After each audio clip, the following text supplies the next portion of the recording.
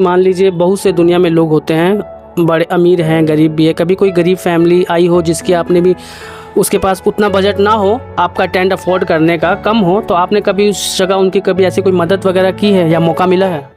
So welcome back guys, बहुत बहुत स्वागत है आपका हमारे यूट्यूब चैनल में फिर से एक बार। आज मैं आपको उस व्यक्ति से मिलाऊंगा जिसके बगैर हमारी कोई भी शादी, पार्टी या इवेंट अधूरा होता है।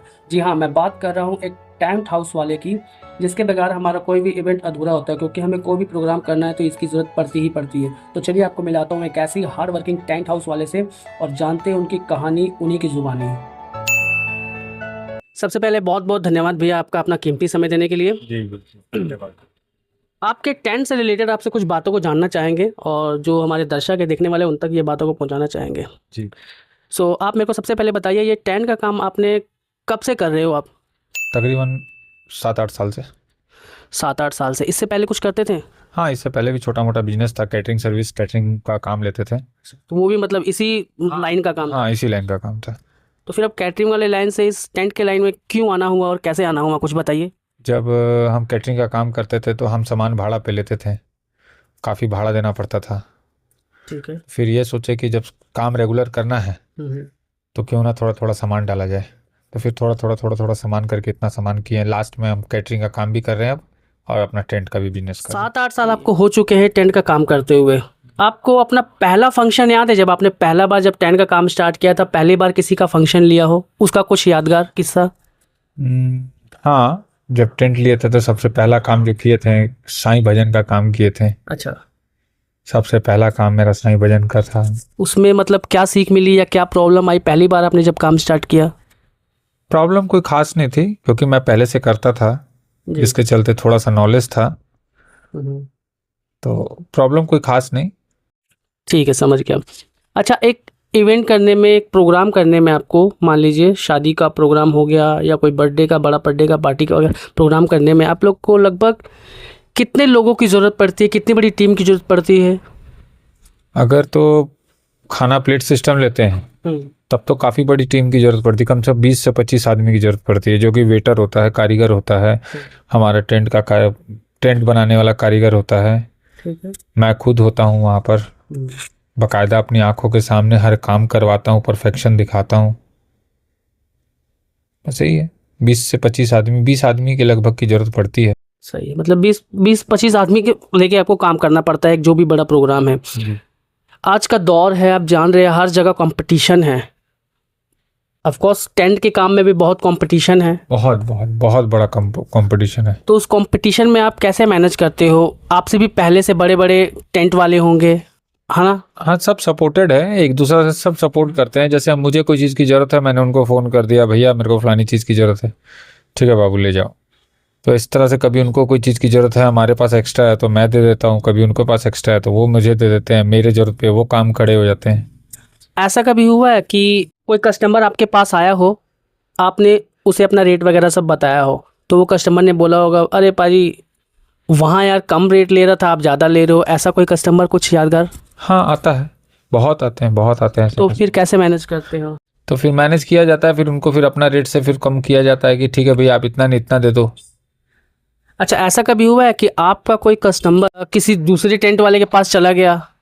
हाँ, किसी वजह से? हाँ, होता है, किसी वजह से नहीं। हाँ। रेट कोटेशन का होता है, लास्ट मोमेंट पे रेट कोटेशन जिसका कम होता है वो उसको मिलता है काम। अच्छा, ये सारा रेट का खेला है ना? सारा रेट का खेल है। तो मतलब इसमें कोई प्रचार का भी तो होता होगा, आप लोगों का प्रचार वगैरह भी होता है बहुत सारा? प्रचार वगैरह अपने जिस तरह से कर सकते हैं, होर्डिंग बना के, पैम्पलेट छपा के, लेकिन कोई खास फर्क नहीं पड़ता इससे।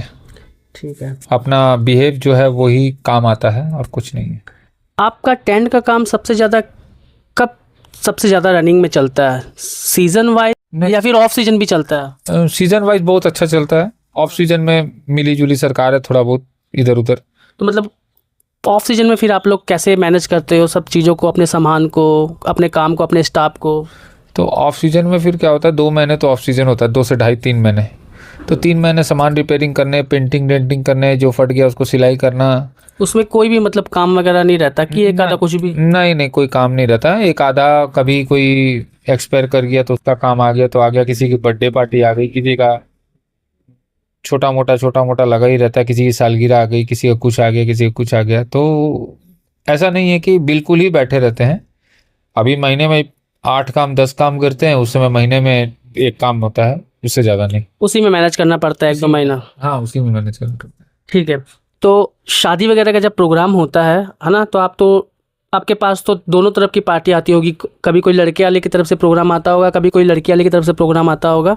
आपने दोनों तरफ का प्रोग्राम किया होगा, तो आपको क्या लगता है जब आप लड़के का प्रोग्राम लेते हैं या जब आप लड़की का प्रोग्राम लेते हैं, दोनों में किस में आपको परेशानी होती है?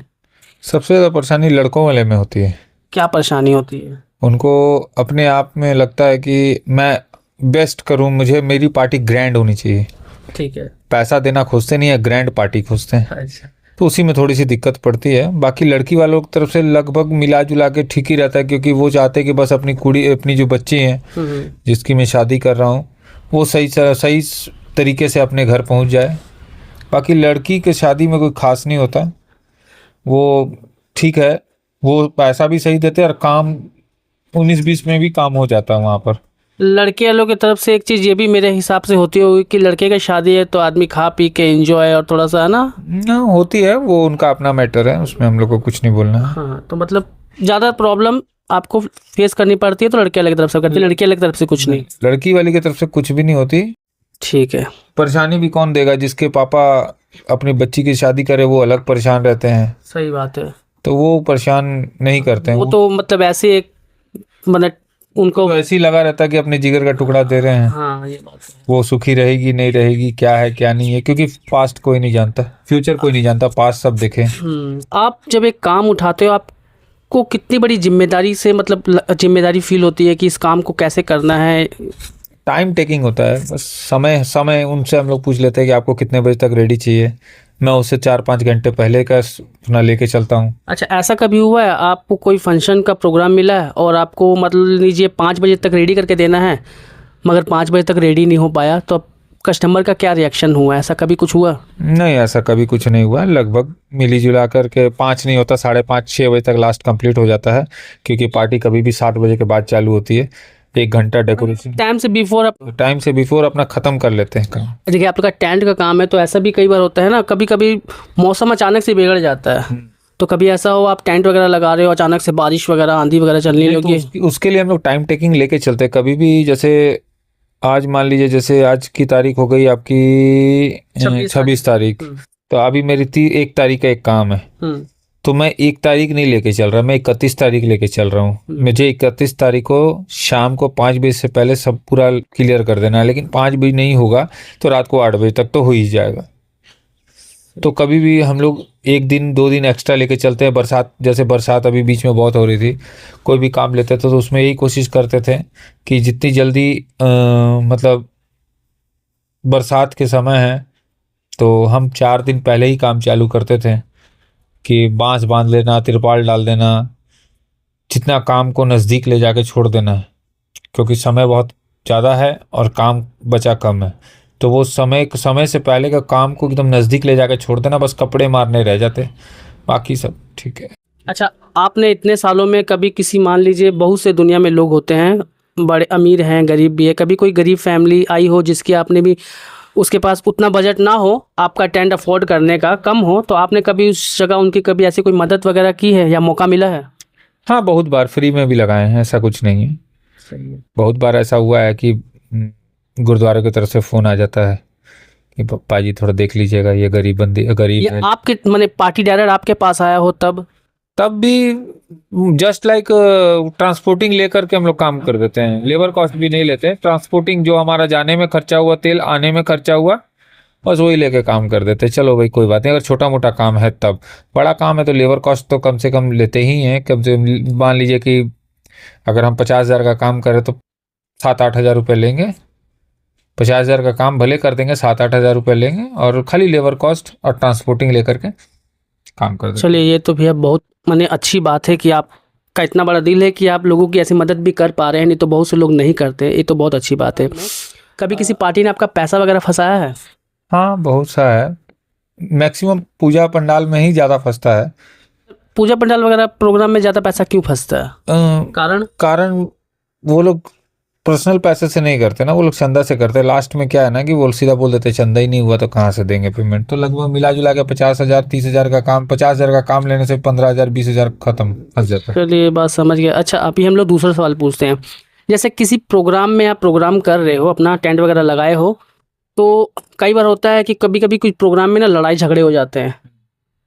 मान लीजिए किसी प्रोग्राम में आपके साथ कभी ऐसा हुआ है, वहाँ लड़ाई झगड़ा हो गया और आपका कोई सामान वगैरह को नुकसान हो गया, तब वो पार्टी ने आपको दिया है बना के या खरीद के?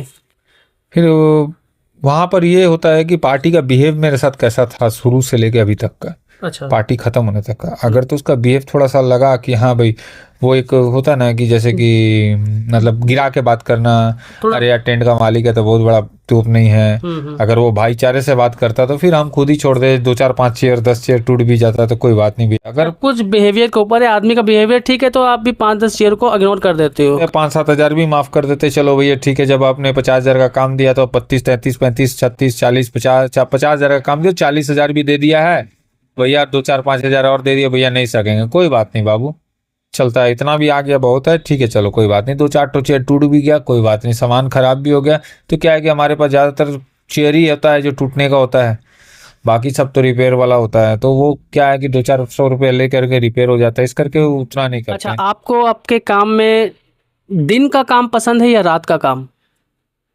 काम तो काम है। रहा है एक और सवाल जानना चाहूँगा आपसे। जैसे आज 2025 चल रहा है, आज के डेट में क्या बहुत सारे क्लब वगैरह बन चुके हैं, इससे आपके टेंट के मतलब जो बिजनेस है उसमें कितना फ़र्क आया है? फर्क तो आया ही है। वो क्लब उसके लिए है जिसके पास बहुत पैसे हैं। अच्छा। क्लब का चार्जेस है 30,000 32,000 35,000 प्लस अलग से उनका बर्तन का चार्ज, फिर डेकोरेशन का चार्ज, फिर उसके बाद में आप आ जाइए किचन का चार्ज, फिर उसके बाद में टेबल लीजिएगा उसका अलग चार्ज, सो स्टेज बनाइएगा उसका अलग चार्ज, और हम यहाँ कंबाइंड एक 50,000 लेंगे, एक शादी का काम कर देंगे, उसमें सब कुछ ऐड हो जाता है। अभी भी मतलब जिनको अपने कम बजट में प्रोग्राम करना है वो टेंट लगा के करने से क्या होता है कि आपका अभी पीछे एक हमारे जानने वालों की शादी थी तो हॉल बुक करने के लिए मुझे बोला गया, 70,000 में हॉल बुक हुआ, जिसमें कि टेंट था, कारीगर का बर्तन अलग से, टेंट का बर्तन अलग से, फुल डेकोरेशन अलग से, हर चीज़ अलग से करते करते करते करते वही जो काम मैं 50 से 60,000 में करके दूंगा, वही काम वो 1,20,000 में काम करवाया। तो मेरे ख्याल से जस्ट डबल हो जाता है। खाली फैसिलिटी ये मिल जाती है कि हम हॉल के अंदर कर रहे हैं, क्लब में कर रहे हैं। बाकी क्लब से अच्छा तो कहीं पर मैदान कर लो, 2,000 रुपये में 3,000 रुपये में मैदान सफाई। आपके हिसाब से बताइए, अगर आप अपना किसी घर का प्रोग्राम करते हैं तो आपको कौन सा बेस्ट लगता है, टेंट का या क्लब का? टेंट का प्रोग्राम आपको बेस्ट लगता है? टेंट का काम सबसे बेस्ट है।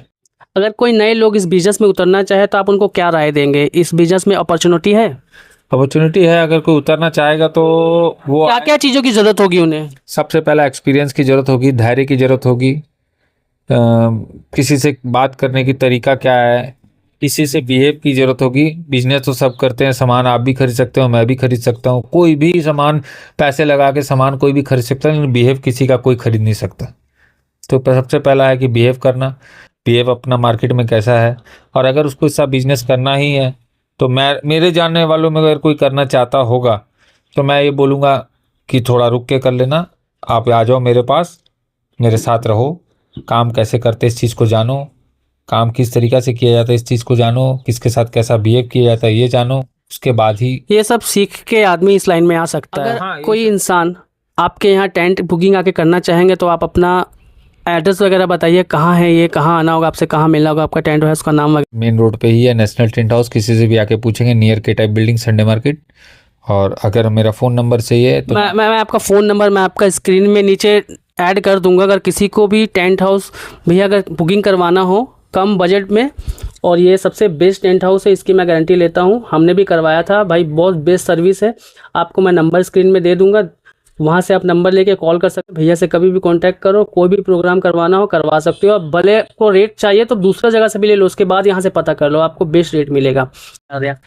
तो यही थे हमारे सोनू भैया जो कि टेंट का काम करते हैं। बहुत अच्छा लगा इनसे बातें करके, बहुत कुछ सीखने को मिला। आई होप आप लोगों को भी जानकारी मिली होगी, सीखने को मिला होगा।